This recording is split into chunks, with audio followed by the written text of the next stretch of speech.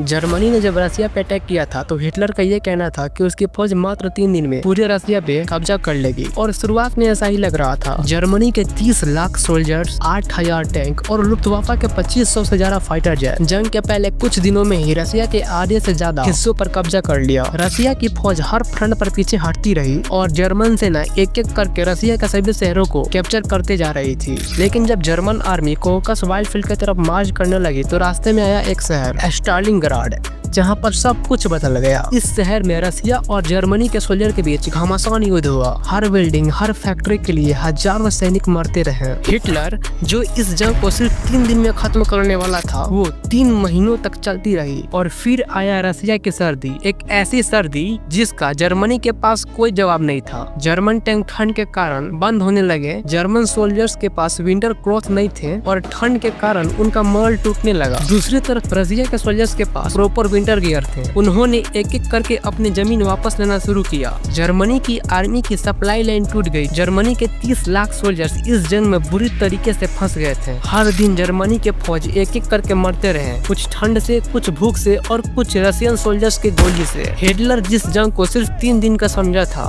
उसका अंजाम ऐसा हुआ कि 30 लाख सोल्जर्स में से सिर्फ 5000 ही वापस जर्मनी लौट पाए थे। और स्टालिनग्राड की इस हार के बाद जर्मनी कभी दोबारा स्टेबल नहीं हो पाया।